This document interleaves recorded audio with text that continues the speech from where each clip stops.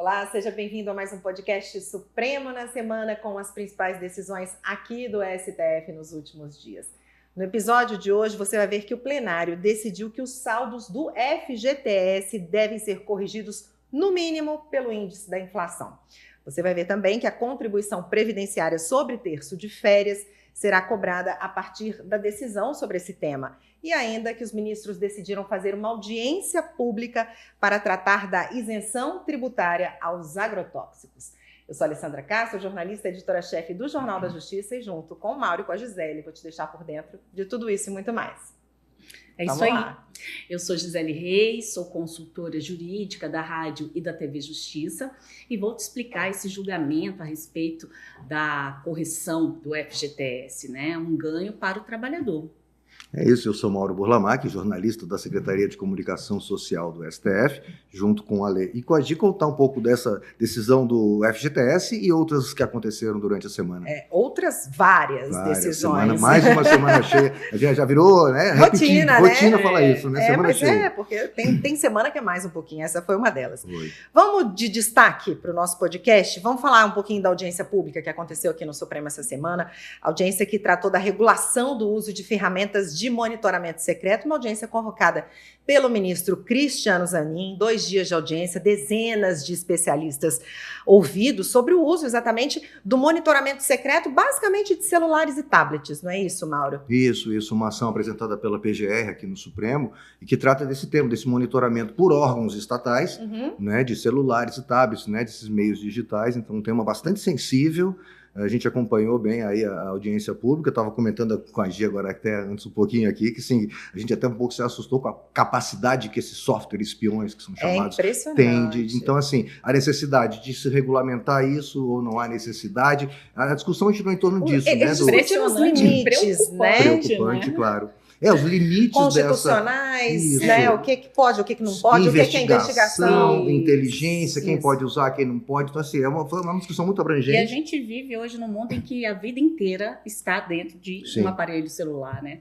Então, realmente, assim, a ideia é saber se há necessidade de uma regulamentação ou se a legislação existente já seria suficiente para poder abrigar as hipóteses legais aí a respeito desse tipo de monitoramento, né? Qual que seria a necessidade prévia de uma decisão judicial e por aí vai. Então, foi a oportunidade de ouvir especialistas no tema da área de tecnologia, de informática. Levaram argumentos qualificados, né, que vão acabar dando aquele suporte, subsidiando o julgamento dessa uma DPF. Uma DPF, exatamente. Aí eu dou os conhecimentos técnicos da área, que os ministros normalmente não conhecem. É gente que entende, né? Vamos ouvir quem entende para a gente poder decidir. E como diz o ministro Luiz Roberto Barroso, agora o abacaxi fica para o Supremo descascar, para decidir pelo menos isso. Fica um pouquinho mais fácil, né? Depois de ouvir tanta gente. É a ideia da audiência pública, exatamente. É isso. E a gente vai falar também, um outro destaque, já que a gente falou da audiência pública, vamos falar que as visitas aqui ao Supremo foram retomadas agora, né, com horário ampliado. Tem até uma matéria no site, vou pedir para rodar para a gente.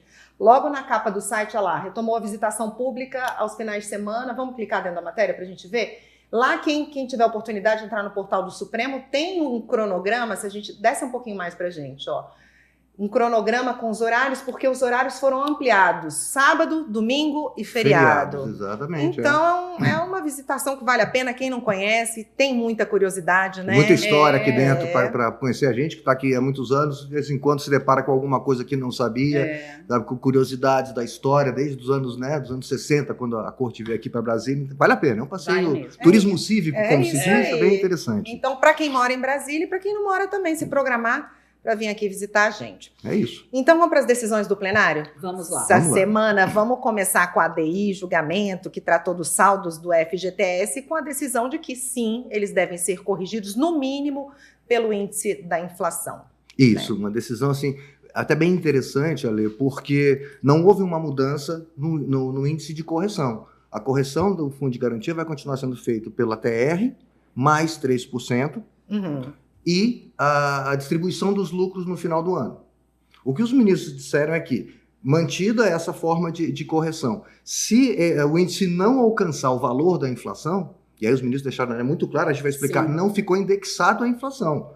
Eventualmente, se for um valor acima da inflação, ok. O que não pode é ficar abaixo da inflação. Se no final das contas é um valor, um índice abaixo da inflação, aí o conselho curador do fundo de garantia vai ter que definir como se dará a compensação para que se alcance naquele exercício. Para que não se haja essa perda tão significativa. Exatamente, porque aí sim, para os ministros seria inconstitucional. Essa perda na recomposição do valor seria inconstitucional. Mas, por outro lado, e aí novamente de que a Gi vai explicar, o fundo tem uma função social de sustentar o sistema habitacional, que é onde se vende casa para as pessoas de baixa renda. Se você encarecer o valor desse recurso, você vai dificultar a compra de casas por pessoas de baixa renda. Então, esses dois, né, de que foram sopesados, esses dois argumentos... A discussão no plenário girou em torno exatamente dessa natureza jurídica, né? E aí, o FGTS, ele pode ser classificado apenas como valor de propriedade do trabalhador, ou ele está lá nos direitos sociais, né, da Constituição Federal, mas o valor que é arrecadado, né, que é descontado 8% mês a mês do salário de quem tem o contrato de trabalho, né, ou seja, aquele que está sujeito às regras da CLT, ele também tem previsão legal para ser utilizado em questão sanitária, programas habitacionais e outras finalidades. Então, ele não é só... ele não pode ser olhado apenas do ponto de vista exclusivamente patrimonial. Ele precisa também ser visto exatamente como essa possibilidade de gestão desses valores, até porque existem contratos que já estão em andamento, e esses contratos, ou seja, o governo sempre usou esse dinheiro para poder, na verdade, ter condições de subsidiar taxas menores de financiamento.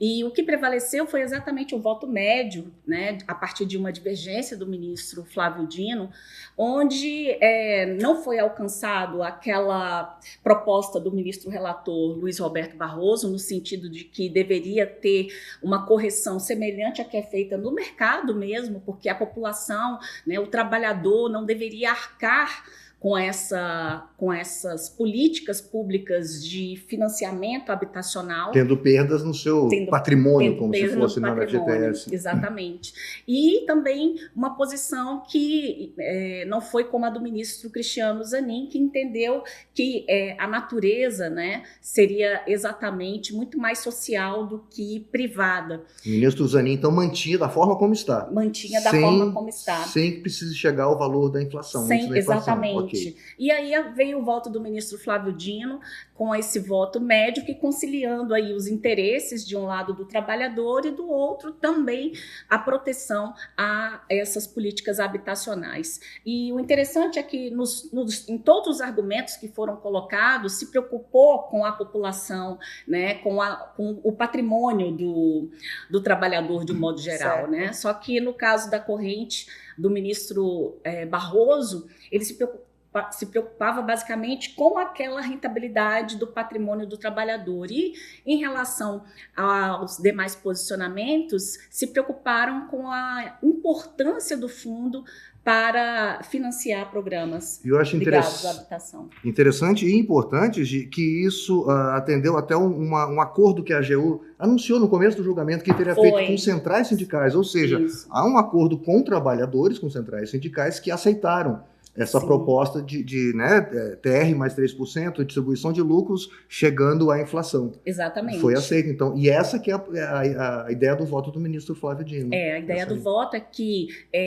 mantém-se essa forma de correção e, se não alcançar, né, esse índice mínimo, né? Ou seja, no mínimo teria que alcançar igual à inflação, que é o índice do IPCA, o índice oficial. E aí, se não alcançar isso, haverá necessidade de que o próprio conselho diretor do FGTS adote medidas para poder compensar, né, esses valores. E para que esse índice chegue a igualar a inflação pelo mínimo. Menos. Isso. Agora, sim, essa decisão vale, a gente pode dizer que ela começa a ser aplicada ao saldo existente de quem tem na conta a partir de quando? A decisão de agora? Foi dia 12. Da publicação da ata de julgamento. Exatamente. E aí, assim, o que já estava, né, permanece com as correções que foram feitas até então. Então, é a partir de agora. Não adianta pedir uma correção retroativa, né? Isso. São os depósitos feitos a partir de agora. E aí, quando concluir o exercício, vamos ver. Chegou o seu valor da inflação? Não chegou? E aí vão aplicar esse entendimento do Supremo. De toda forma, uma decisão a se comemorar, porque melhorou a situação sem para dúvida, o trabalhador. Sem dúvida. Há um ganho para o trabalhador e há um ganho para quem precisa do sistema financeiro habitacional, ou seja, conseguiu realmente chegar a uma solução que atendesse esses dois públicos importantes. Perfeito. Vamos para o próximo. Um recurso extraordinário que, por maioria, o plenário decidiu, falando aí de contribuição previdenciária de novo, agora no caso das empresas, que deve ser cobrada sobre o terço constitucional de férias a partir de 15 de setembro de 2020, é isso? Vamos tentar explicar isso direitinho, a questão do terço de férias? Isso tinha sido decidido exatamente lá em 2020, né? Os ministros entenderam pela constitucionalidade né, dessa contribuição. E aí o julgamento estava suspenso para dizer a partir de quando valeria isso. Né? O ministro chegou a suspender as ações que estavam tramitando para exatamente dizer a partir de quando valeria de novo. O ministro André Mendonça, que suspendeu isso no fim do ano passado. Isso, exatamente. Esperando essa decisão de agora. Esperando agora de novo, que a gente chama aí da modulação. Que seja a partir de quando essa decisão surte efeito. E aí decidiram novamente que foi...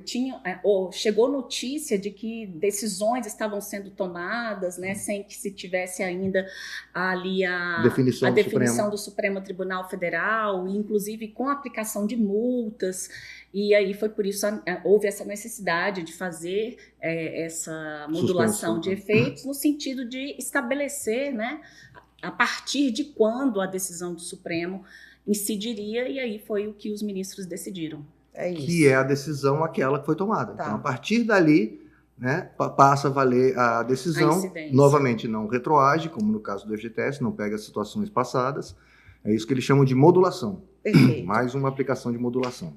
Então mais um, vamos aí falar do julgamento que avaliou a constitucionalidade da isenção fiscal para os agrotóxicos. Na verdade, foi agrotóxicos. Na verdade, foi um julgamento em que as partes foram ali ouvidas, mas que não houve um resultado ainda, porque houve uma proposta, uma sugestão de se fazer uma audiência pública para discutir esse tema mais a fundo, certo? E que foi acolhida, a sugestão que foi acolhida. Foi acolhida, é um caso sui generis, é um caso diferenciado, porque é um caso que já começou a ser julgado no plenário virtual, já estava em julgamento no plenário virtual, foi um pedido de destaque, se não me engano, não foi, Gi? Foi um pedido de destaque para trazer para o plenário físico. Então já tinham votos proferidos e o partido autor, o PSOL, que é o partido autor dessa ação, pediu então que fosse realizada uma audiência pública, que é mais um daqueles temas sensíveis, né? Porque envolve de um lado a questão do agrotóxico e o mal à saúde, mal ao meio ambiente, e a questão da reforma tributária, que inclusive é um tema que está na pauta do Congresso, do Supremo, do Executivo, aí principalmente nesse ano, né? Com a emenda constitucional e essa reforma.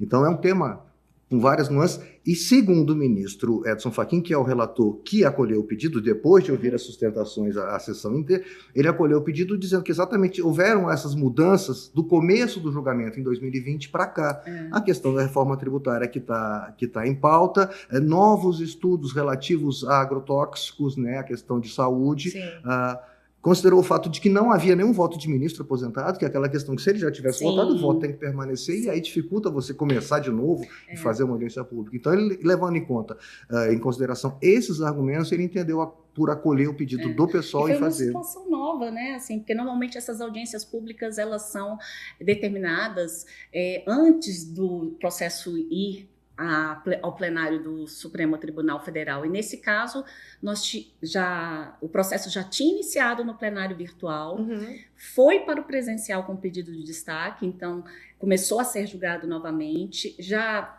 havia sido apresentado o relatório e as sustentações orais. Então, o ministro entendeu exatamente por essa circunstância que haveria necessidade dos demais ministros se manifestarem, né? E o ministro Luiz Roberto Barroso também falou sobre a importância de ouvir as sustentações orais, acabaram ouvindo, mas o processo foi interrompido, essa análise, por conta da audiência que ainda será realizada. Isso, ainda não foi marcada, mas né? por conta dos conhecimentos interligados, né, ao tema relacionados à saúde do trabalhador, até mesmo a questão de política fiscal, Claro. enfim.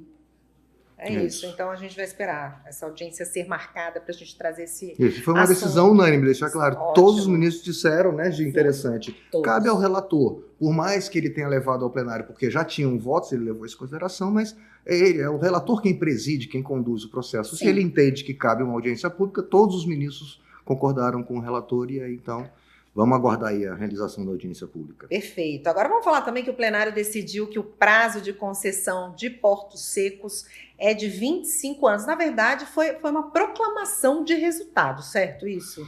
Foi, Ale, mas teve pequenas alterações. Tem uma coisinha diferente. Isso, Vamos o ministro lá. Dias Toffoli, que é o relator do caso, tinha votado lá no plenário virtual e trouxe o caso para o plenário físico para proclamação, e aí ele fez um ajuste no voto ok. dele, acabou fazendo Sim. um pequeno ajuste, não vou dizer que tenha sido muito grande, mas agora a gente pode dizer que tem uma decisão até que... É uma modificação? Quando a gente fala um ajuste, ele modifica um pouquinho, que É, ele o já voto, tinha... Porque, na o voto, verdade, sim, enquanto sim. o julgamento não for proclamado, é possível que os ministros façam qualquer tipo de ajuste nos seus votos, né? E a gente tinha um placar, né, de 5 votos no sentido, 4 votos em outro. Ministro Alexandre de Moraes tinha se declarado impedido, né? Então, assim, não tinha ainda alcançado essa questão havia ali uma circunstância relacionada à maioria para verificar se o que iria prevalecer de fato, né, dentro da reserva de plenário. Uma coisa que você falou agora, eu vou abrir um parênteses para explicar uma coisa que é muito interessante e a gente recebe muita demanda lá. Desculpa, só saindo um pouquinho do tema. Vamos falar. O ministro apresentou um voto no plenário virtual. Enquanto não encerrar o julgamento, ele pode mudar o voto. Você Pode. acabou de falar e a gente recebe Até muito aquele isso. último minuto, Até antes o de último virar... minuto. E aí a gente tenta explicar. No plenário físico é assim, eles estão votando. Se a gente está discutindo e você me convence, eu mudo o meu voto. Ok. No plenário virtual acontece da mesma forma. Então, muitas vezes, mas ele já apresentou o voto. Tanto Como é que ele é- mudou? Ele Tanto é que as Eles pessoas, podem como é fazer- que ficou decidido? Não sei, o julgamento não terminou Não ainda, terminou, né? exato. Às vezes tem uma Podem fazer maioria até ali. complemento ao voto, Que né? foi esse caso. É. O ministro Dias Toffoli apresentou um complemento ao voto, Certo. né? E aí explicitou melhor como era o voto dele, e aí sim conseguiu-se maioria para a decisão nesse sentido. Desde É. 25 anos. Vamos falar um pouquinho desse caso? Porque, na Vamos. verdade, a questão que eles queriam impedir é aquelas prorrogações excessivas. Automáticas Sim. também, né? Porque a Exato. própria legislação, ela previa esta prorrogação automática de 25 anos. 10, prorrogação de 10. Melhor dizendo, concessão ou permissão por 25 anos com prorrogação automática de 10 anos. Isso está na lei, isso é o que diz a lei. O Supremo deu interpretação conforme a Constituição, entendendo Uhum. o seguinte, olha, essas prorrogações indefinidas não podem continuar assim.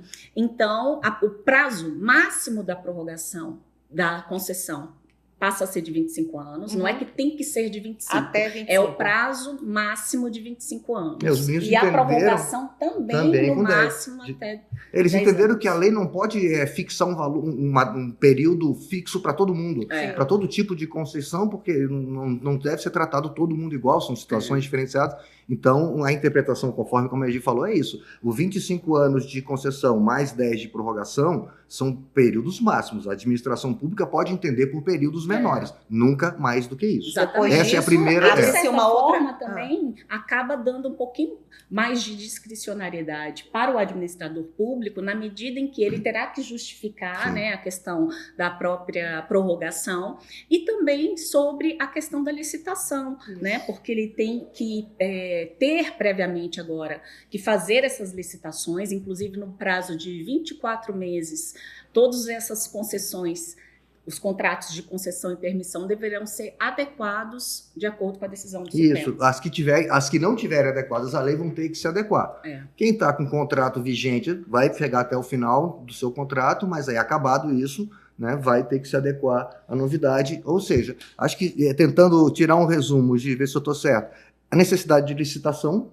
para as Sim. concessões, É. o período de concessão máximo é de 25 anos, com prorrogação no No máximo máximo de 10 de 10 anos. Que deve ser justificada, não Isso, tem? As importante, prorrogações importante. precisam ser Não justificadas. podem ser automáticas. Exatamente. Isso que a gente falou também para a E a gente. licitação, como a gente sabe, é algo que traz muito mais moralidade para a administração pública, impessoalidade, ampla concorrência, né? Então ela vem para se adequar aí a todos os princípios administrativos que a própria Constituição estabelece, né?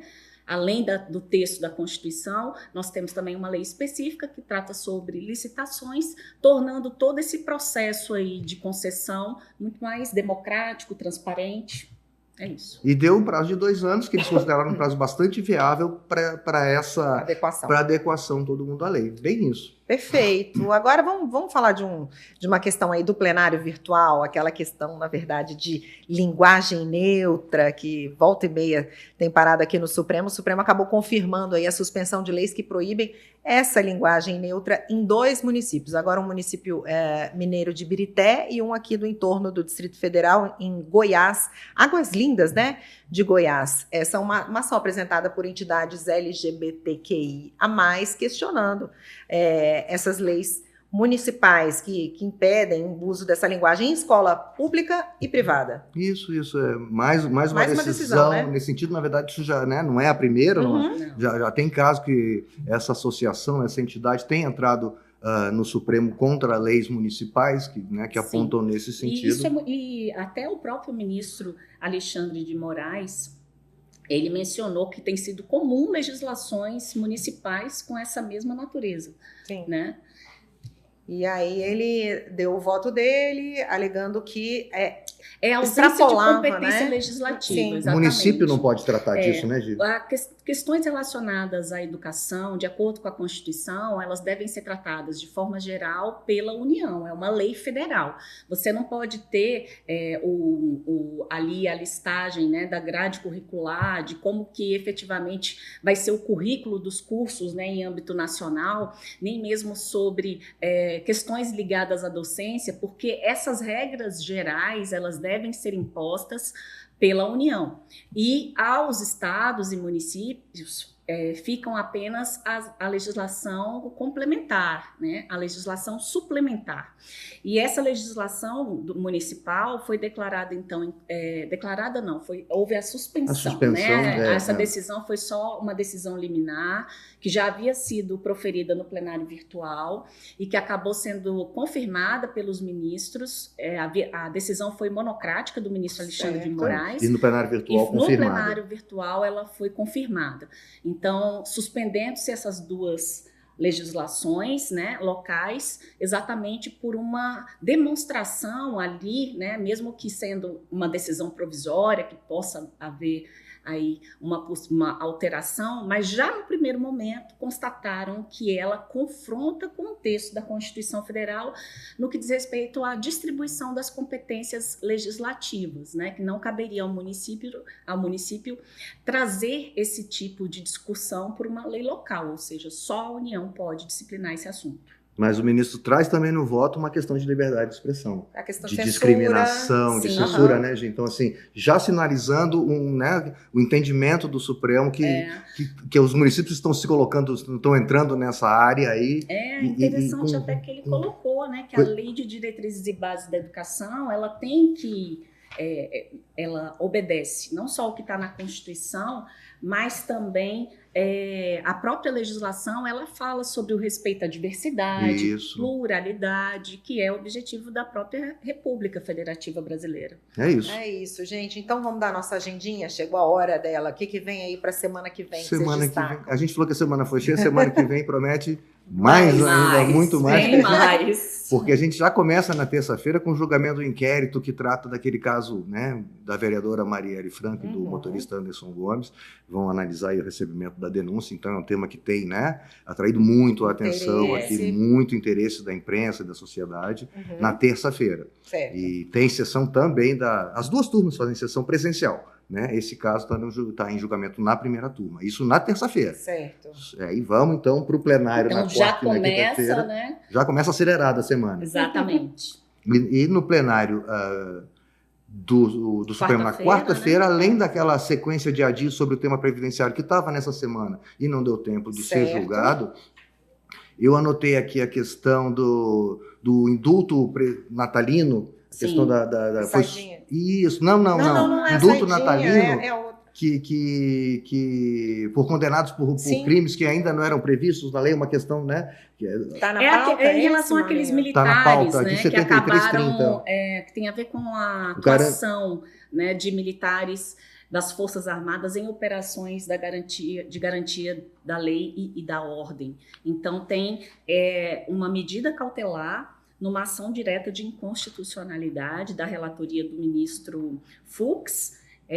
Na verdade, é um referendo, né, em relação a essa ação. Isso, referendo a uma medida cautelar, que foi porque foi Exatamente. suspenso esse decreto, né? A discussão, segundo consta lá do nosso site, é saber se o decreto de indulto pode abranger crimes hediondos que, na data do fato delituoso, não eram previstos em lei. É um tema também sensível e delicado aí, mas que está suspenso esse decreto. Tá. Né? Foi suspenso Tem um pelo recurso relator. extraordinário que trata da quebra de sigilo de dados telemáticos de um conjunto de pessoas não identificadas. Tema interessante a ver com essa audiência pública, né, Gi? Não parece? Porque aqui o caso é esse, né? O juiz dá uma decisão que um grupo grande de pessoas quebra o Ele sigilo não de todo mundo. nominou, né, não identificou de forma individualizada. Né? E aí o recurso extraordinário traz esse Para saber se questionamento. pode ser assim ou se tem que ser uma coisa pontual, né, justificada, com os Certo. nomes. Inclusive, nesse caso, já tem até voto da ministra Rosa Weber, aposentada. Aposentada. Né? É isso. É isso. Mais isso. alguma coisa? Não, plenário virtual. Plenário virtual Normal. acontecendo normalmente, turmas e plenário.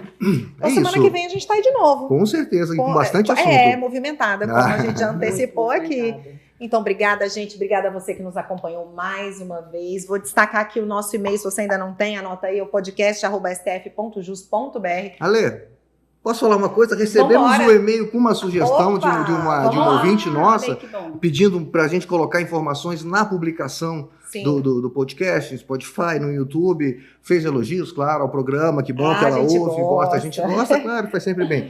Mas só para dizer que eu já passei Ela pro quer pessoal. o quê? Ela quer a descrição da. O que onde que tá- estão os julgamentos, onde encontrar as teses, linkar, né, fazer com links. com E aí a gente passou para o pessoal o vídeo do próprio julgamento. o pessoal que cuida das redes sociais, que faz a publicação do podcast nas redes, para eles analisarem a possibilidade, como fazer, da melhor forma que fazer. Então, se não nesse episódio, nos próximos, com Opa. certeza, pelo menos aí a gente vai estar usando parte dessa dica, de sugestão da legal. colega. Então, aí fica, estamos abertos, gente. É isso. Aliás, é isso, a gente está aqui para isso, para atender quem está aí do outro lado. Levar informação desse jeito mais tranquilo, mais fácil. E se a gente puder facilitar ainda mais, né, dar esse passo a passo mastigadinho, essa é a nossa nosso ideia. papel, é a nossa ideia. É isso, então o e-mail você já sabe, fica aí a dica e continue acompanhando a gente, claro, no canal do STF no YouTube, no Spotify, na sua plataforma preferida de áudio. Mais uma vez, muito obrigada, até semana que vem. Tchau, Ale, tchau, até a próxima. Tchau, tchau.